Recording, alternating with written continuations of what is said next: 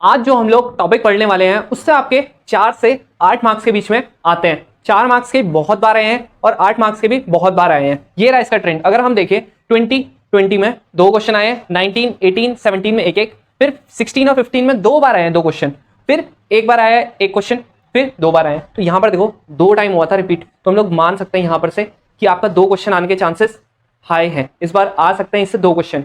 तो आज के और कल के लेक्चर, क्योंकि मैं इसका पहले थोड़ा सा रिवीजन कराऊंगा, इसका रिवीजन बहुत इंपॉर्टेंट है क्योंकि ये थोड़ा सा थ्योरेटिकल चैप्टर है। तो इससे आपके डायरेक्ट क्वेश्चन हो जाएंगे। अगर आपको थ्योरी आती है इसकी, डायरेक्ट क्वेश्चन हो जाएंगे। थ्योरी नहीं आती है, सोच भी मत लेना कि आपके क्वेश्चन होंगे इससे। और आपके 4 से 8 मार्क्स आज के और कल के लेक्चर से मान के चलो कि कंप्लीट हो जाएंगे, आपके आ जाएंगे उतने मार्क्स। तो हम लोग इसमें किस किस का रिवीजन करेंगे? सबसे पहले हम लोग पढ़ेंगे एवरेज, मीन, और इसको मीन वैल्यू भी बोलते हैं। किस किस की? हम 2 ही की पढ़ेंगे सब चीज। किस किस का पढ़ेंगे? एक तो हम पढ़ेंगे ईएमएफ का, दूसरा हम पढ़ेंगे करंट का। तो एवरेज मीन इसका पढ़ेंगे। फिर हम लोग रूट मीन स्क्वायर वैल्यू पढ़ेंगे। इसके और भी नाम होते हैं, कौन कौन से होते हैं वो हम लोग पढ़ेंगे, कौन कौन से होते हैं। फिर हम पढ़ेंगे एलसीआर सर्किट। एलसीआर में पहले हम अलग अलग पढ़ेंगे, उसके बाद हम लोग कंप्लीट पढ़ेंगे एलसीआर। फिर हम ट्यूनिंग पढ़ेंगे एंड शार्पनेस पढ़ेंगे। किसकी? किसी भी एक एसी सर्किट की, खासकर एलसीआर सर्किट की। और क्यू फैक्टर, क्वालिटी फैक्टर। फिर पावर कंजम्पशन पढ़ेंगे, एलसीआर में कितना होता है, अलग अलग में कितना होता है। फिर एलसी ऑसिलेशंस पढ़ेंगे और लास्ट में हम लोग पढ़ेंगे ट्रांसफार्मर पढ़ेंगे। तो ये क्या क्या होते हैं, कैसे कैसे होते हैं, अब हम लोग स्टार्ट करते हैं। सबसे पहले अगर हम बात करें एसी में, हम ईएमएफ और करंट को लिखते कैसे हैं, तो इसमें हम लोग ऐसे करके लिखते हैं। अगर ईएमएफ की बात करूं तो E equals to E naught sine omega T, या फिर यहाँ पे कॉस ओमेगा टी और ओमेगा प्लस फाई, कुछ भी लिख सकते हैं हम लोग। समझ में आ गया? तो वो क्या होता है, वो तो फेज डिफरेंस होता है। ये क्या होता है आपका? फेज डिफरेंस होता है। ये आपकी क्या है? ये आपकी पीक वैल्यू। क्या ये आपकी पीक वैल्यू? ई नॉट मतलब ई नॉट, आई नॉट कहीं पे भी दिखा या वी नॉट दिखा, इसका मतलब है पीक वैल्यू। समझ में आ गया? और जो ये दूसरा है हमारा, जो है आगे से आता है, इसका मतलब है इंस्टेंटेनियस वैल्यू। इंस्टेंटेनियस वैल्यू, समझ में आ गया? अगर हम इसमें ऐसे करके लिखें I equals to I naught sine omega t, तो इसमें ये इंस्टेंटेनियस है, ये पीक है, और ये आपका क्या है? फेज डिफरेंस है। फेज डिफरेंस, पोटेंशियल डिफरेंस नहीं है, फेज डिफरेंस है। अब इसके बाद हम बात करते हैं एवरेज मीन और एवरेज वैल्यू। हम लोग इसको निकालते किस पे? हम लोग इसको एसी सर्किट पे निकालते हैं। अगर मैं सिंपली ऐसे करके, कोई बल्ब लगा हुआ है, समझ में आ गया, और ऐसे करके आपका क्या है, ये ऐसे करके ये एसी सर्किट है आपका, तो ना ये निकलता पता है कैसे है? ये बोलता है कि ना अगर हमने ना डीसी करंट दी, डीसी करंट कैसे होती है, अगर मैं ग्राफ पे आपको शो करूं, ऐसे करके होती है। एसी करंट कैसे करके होती है? फ्लक्चुएटिंग होती है। तो इसमें क्या बोलता है ये? इसमें बोलता है अगर आप ना डीसी करंट को पास करो ना कितने टाइम के लिए? T/2 टाइम के लिए। और अगर इसने क्यू चार्जेस छोड़े, इसने क्यू चार्जेस छोड़े, तो ये भी इतने ही टाइम में क्यू चार्जेस छोड़ेगा। समझ में आ गया? क्यों? क्योंकि ये देखो, ये पूरा का पूरा क्या है? पॉजिटिव है। तो यही बोलता है कि अगर इसने T/2 टाइम में क्यू चार्जेस छोड़े हैं, तो ये भी T/2 टाइम में क्यू चार्जेस ही छोड़ेगा। T/2 टाइम क्यों लेते हैं? क्योंकि उसके बाद तो ये देखो ये नेगेटिव में आ जाता है, इसीलिए हम लोग इसकी डायरेक्शन चेंज हो जाती है, इसीलिए हम लोग ये सिर्फ T/2 टाइम तक का लेते हैं। अब जो इसका फॉर्मूला आखिरी में निकलता है, डेरिवेशन की तो जरूरत नहीं है, तो आखिरी में जो निकलता है वो होता है आई। अब ये क्या है? मीन है या एवरेज है। तो I average equals to 2 I naught upon pi. Same ऐसे आपका ई के लिए भी होता है। ई एवरेज जो होता है वो होता है 2 ई नॉट अपॉन पाई। अब ये क्या आपकी? ये आपकी एवरेज मीन या एवरेज वैल्यू। ये क्या आपकी? Peak value. अब ये पाई, पाई तो पता ही है, ई नॉट, और ये सब कुछ ये भी आपको पता ही है। ये क्या आपका? एवरेज ईएमएफ है, और ये क्या आपका?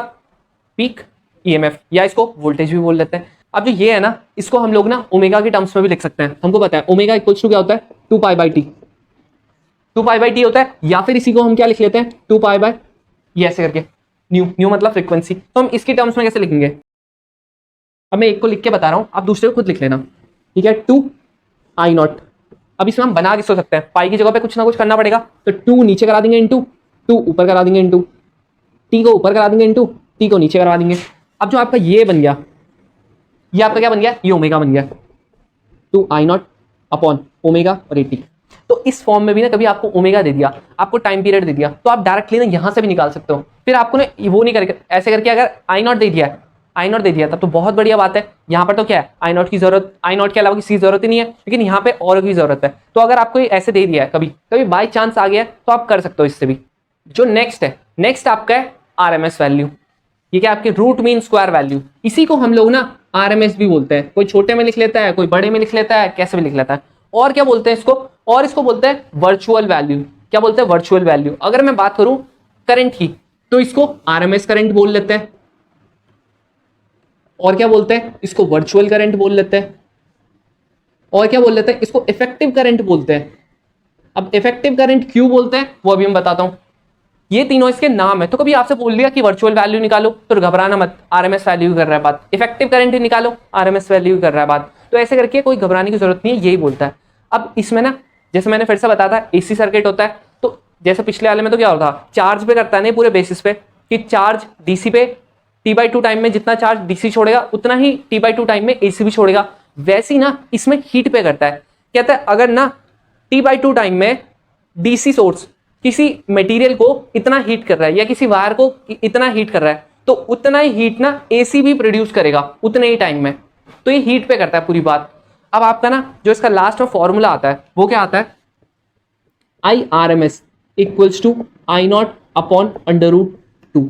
ये बहुत इंपॉर्टेंट फॉर्मूला है। ये क्या आपका IRMS वैल्यू ऐसे करके लिखते हैं, या इसी को ना हम लोग IV भी लिख लेते हैं क्योंकि देखो वर्चुअल वैल्यू भी बोलता है ना, इसलिए इसको IV से भी कर देते हैं डिनोट। तो कभी आपको पीक वैल्यू दे दी, बोलेगा वर्चुअल वैल्यू निकालो या फिर RMS वैल्यू निकालो, तो आप यहां से निकाल सकते हो। इसमें छोटा सा बेस में है, ठीक है, ये वाला आपका क्या है बेस में है, V भी आपका बेस में है, ऐसा नहीं इनटू हो रहा है, बेस में है। ये समझ में आ गया ना। बस आपका ऐसे करके होता है। अगर आपको इसमें EMF की वैल्यू निकालनी है या वोल्टेज की निकालनी है, सेम यही चलता है। यहाँ पे बस आप क्या कर दो, यहाँ पे V कर देना और यहाँ पे भी आप क्या कर देना V कर देना, इधर पे V कर देना, आ जाएगा। या फिर E कर देना, E पूछा है E लिखा है वहां पे सिंबल E कर देना। तो ऐसे कोई दिक्कत नहीं है, आप ऐसे भी कर सकते हो। अब मेरे हिसाब से आपको ये दोनों चीजें तो समझ आ गई होंगी। इनके फॉर्मूलेज बहुत इंपॉर्टेंट है, वो फॉर्मूले याद कर लेना।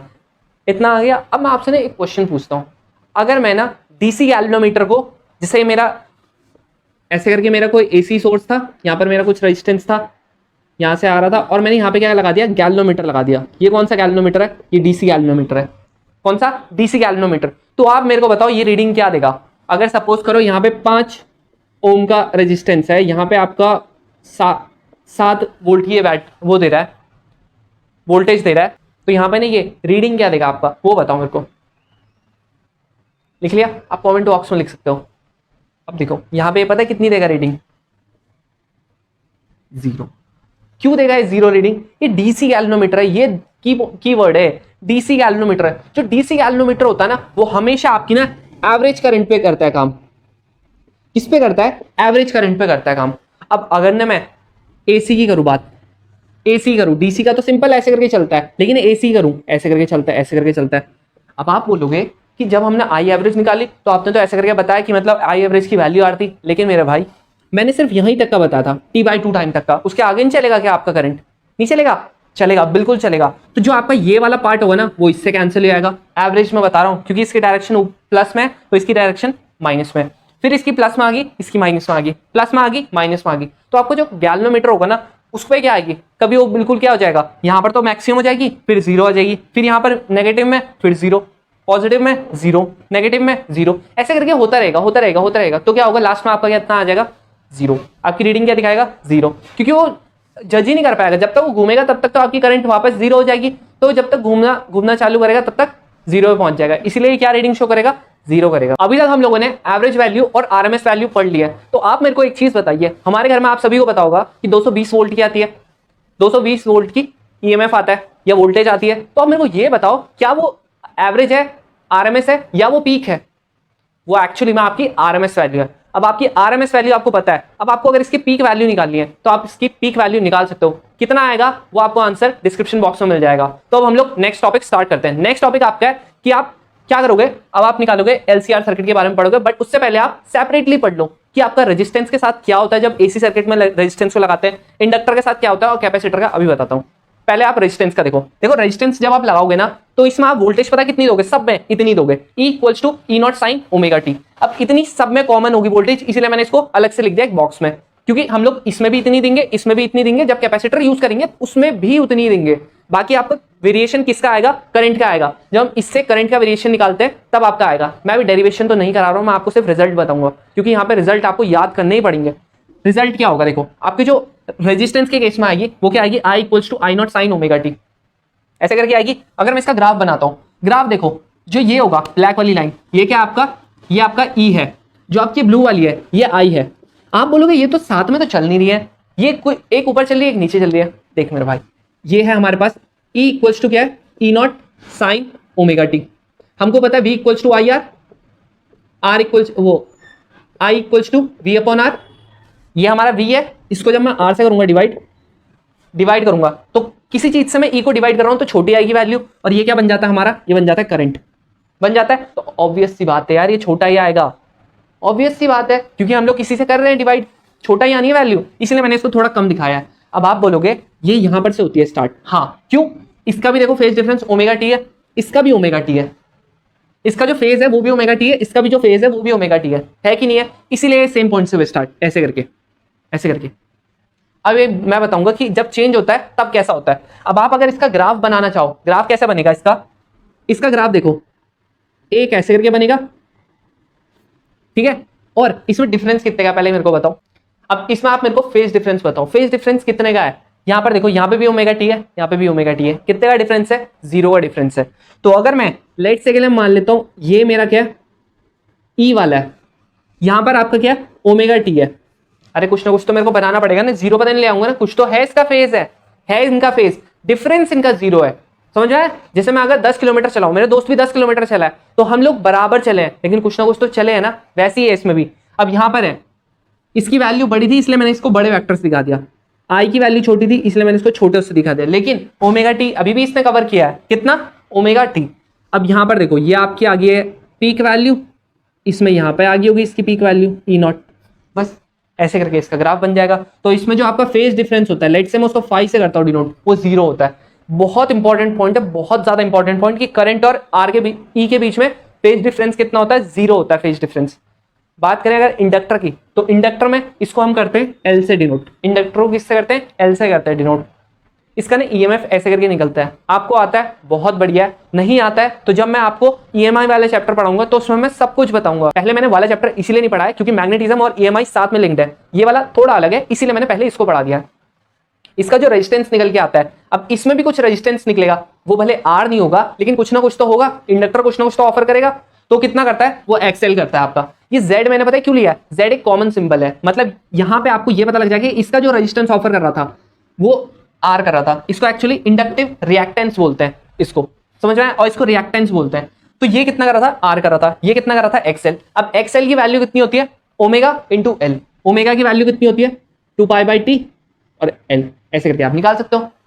इसका अगर मैं यहाँ पे देखो, मैंने इसका देखो फेस ऐसे करके बना रखा है, ये तो किसका है, ये तो आपका ई का ही होगा, ई तो ऐसी करके होता है, ओमेगा टी ऐसी करके होता है। अब यहाँ पर ना अगर आप इसकी करंट की वैल्यू निकाल के देखोगे, करंट की वैल्यू देखो omega T minus pi by 2, मतलब पाई बाई 2 क्या है, फेज डिफरेंस कम है, कितना है phase difference come, pi by 2 है। तो आप मेरे को खुद बताओ यहां पर मैं कैसे करके रिप्रेजेंट करूंगा पाई बाई 2। अगर ये 0 से हो रहा है स्टार्ट तो मैं 90 नीचे चले आऊंगा, खुद ही रिप्रेजेंट हो जाएगा। तो बस ऐसे करके 90 के नीचे चले आऊंगा, और ये थोड़ा छोटा तो अभी भी बनेगा, क्यों बनेगा मैंने आपको बता दिया रीजन, ऐसे करके बन जाएगा। अगर इसकी करूं बात, मैं पहले सिंपली अपना उसका बना लेता हूं, ई का बना लेता हूं। ये था मेरा ई, ओमेगा टी किसका है, ओमेगा टी पे। अब इसने बोला है जो करंट है वो कितना है, माइनस पाई बाई 2 है इसके फेज डिफरेंस से, तो 90 माइनस करना है। तो 90 कैसे करूंगा, मैं जस्ट एक ऐसे करके लाइन बनाऊंगा, मैं बोल दूंगा ये क्या मेरा 90 है, समझ में आ गया। तो इसमें जो आपका आई और वी के बीच में जो फर्क होता है वो कितना होता है, पाई बाई 2 का। इसमें कौन लैग कर रहा है, इसमें जो, या क्या बोल सकते हैं, जो वी है या ई है वो इज अहेड ऑफ आई, मतलब आई के आगे है, या क्या बोल सकते हैं आई लैग कर रहा है ई के, ऐसा ही बोल सकते हैं, है ना, समझ में आ गया। ये वाला एक्सएल ओमेगा एल के बराबर होता है, बहुत इंपॉर्टेंट है। अब देखो यहां पर देखो, आप इसको और कैसे लिख सकते हो, इसको ऐसे करके भी लिख सकते हो, एल लिख सकते हो। अब एक्सएल और आप ओमेगा का बनाना चाहो, अब आप अगर ना यहाँ पे एक्सएल और न्यू का बनाना चाहो ग्राफ, तो कैसे करके बनेगा, यहाँ पे आपका एक्सएल आ गया, यहाँ पे आपका न्यू आ गया, क्या है डायरेक्टली प्रोपोर्शनल है, ये लो डायरेक्टली प्रोपोर्शनल का, कहीं इसका ग्राफ ही ना पूछ ले, पूछ सकता है, कुछ भी पूछ सकता है, आपको सारे बेसिक्स अपने क्लियर रखने हैं। अब जो आपका नेक्स्ट केस होता है वो सिर्फ कैपेसिटर ओनली। अब कैपेसिटर ओनली में क्या होता है, ये कैपेसिटर लगा हुआ है, ये भी कुछ ना कुछ रिएक्टेंस करेगा, कितना करेगा, इसको कंडक्टिव रिएक्टेंस बोलते हैं, एक्सी। अब एक्सी की वैल्यू क्या होती है, इसकी वैल्यू होती है 1 upon omega C, 1 upon omega C. अगर आप इसको रिलेशन निकालना चाहो कैसे करके होगा, ऐसे करके हो जाएगा 2 पाई, यहाँ पे टी हो जाएगा, यहाँ पे सी हो जाएगा। न्यू के साथ अगर निकालना चाहो तो ये कितना हो जाएगा 2 पाई न्यू और सी, ऐसे करके हो जाएगा। अगर आप इसका ग्राफ बनाना चाहो, ग्राफ कैसे बनेगा, इन्वर्सली प्रोपोर्शनल का एक्स सी और न्यू के बीच में कैसे करके बनता है, ऐसे करके बन जाता है, बस ऐसे करके तो बन जाता है। अब देखो यहां पर भी जब आप करंट निकालोगे ना, ई तो आप इतना ही दे रहे हो, करंट जब आप निकालोगे तो देखो क्या होता है, I naught sine omega t plus pi by two. इस बार कौन पहुंच गया आगे दौड़ में, इस बार करंट पहुंच गया आपका। इंडक्टर में कौन था, इंडक्टर में आपका ये था आगे, ई था आपका आगे, इसमें आपका करंट पहुंच गया आगे। तो जब इसका हम ग्राफ बनाएंगे, ये देखो इसमें देखो यहां पर था ना, अब मेरे को 90 आगे करना पड़ेगा करंट को, तो मैं ऊपर पहुंचा दूंगा करंट को, यहां पर से ऐसे, यहां पर से ऐसे करके पहुंचा दूंगा करंट को, लेकिन थोड़ा छोटा, बस ऐसे करके पहुंच जाएगा। समझ में आ गया ना, बस। अब अगर इसका मैं और अच्छे से ऐसे वाला ग्राफ बनाना चाहूं तो कैसे करके होगा, ऐसे करके बनाते हैं।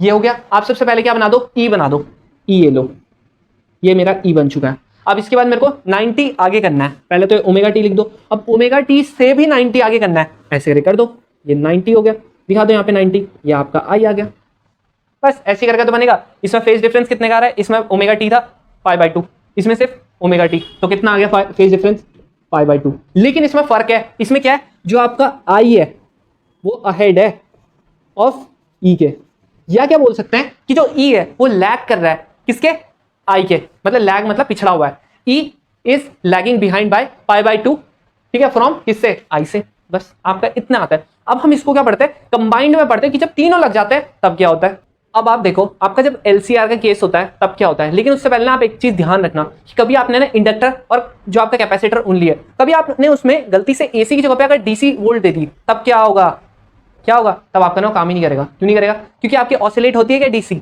नहीं होती है, आपका ऑसिलेशन नहीं होगा तो आपकी कुछ फ्रीक्वेंसी होगी, नहीं होगी, फ्रीक्वेंसी जीरो तो आपका ओमेगा भी जीरो, ओमेगा जीरो तो आपको कुछ इंडक्टेंस होगा, नहीं होगा, इंडक्टेंस नहीं होगा तो वोल्टेज कुछ होगी, बिल्कुल नहीं होगी, तो आपका सब कुछ क्या आ जाएगा, जीरो, इसीलिए आपको काम ही नहीं करेगा।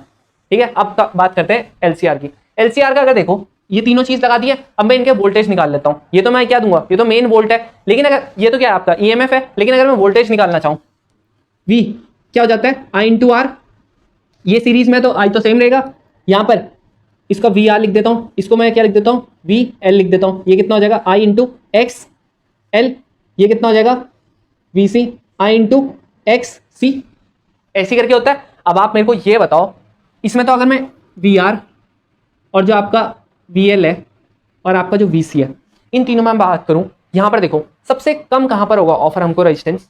अब अगर आप यहां पर देखो ना, इसका जो होता है ना, इसका तो हमेशा उल्टा ही जाता है, तो इसका जो होता है ना वी सी वो उल्टा जाता है, जो आपका वी एल होता है ना ये इधर को जाता है, और लेट से हम मान लेते हैं कि वी आर का किधर को जाता है, इधर को जाता है।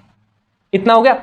अब आपका ना जो ये है, ये वाला और ये वाला ऑपोजिट डायरेक्शन में, लेकिन ये वाला बड़ा है, ये वाला छोटा है, तो इसको भी इधर में भेज देंगे तो माइनस का साइन आ जाएगा। ये आपको ऐसे जरूरत नहीं है, लेकिन फिर भी थोड़ा बता ही देता हूँ, ये ऐसे करके। अब सेम चीज आई देखो सेम है, तो हम यहाँ इसकी जगह पे ना हम लोग ऐसे भी लिख सकते हैं, बता V L minus V X, और ये क्या हो जाता है आर, ऐसे करके आर, ये हो जाएगा। अब ना इसका जो, अगर मैं इसका रिजल्टेंट निकालना चाहूँ, क्या निकालना चाहूँ, रिजल्टेंट निकालना चाहूँ, तो इसका रिजल्टेंट जो आता है ना वो जेड आता है, इम्पीडेंस, समझ में आ गया, इम्पीडेंस। जो अभी तक हम जेड कर रहे थे ना इम्पीडेंस, वो तो हम सेपरेटली कर रहे थे, अब अलग अलग करेंगे, वो सॉरी वो सेपरेटली कर रहे थे, अब हम लोग साथ में करेंगे। तो ये कितना हो जाता है, ये इसी के बराबर मान सकता हूँ। तो ये जो आपका एंगल बना, ये जो आपका एंगल बना फाई, ये आपका पावर फैक्टर आता है बाद में, क्या आता है, पावर फैक्टर।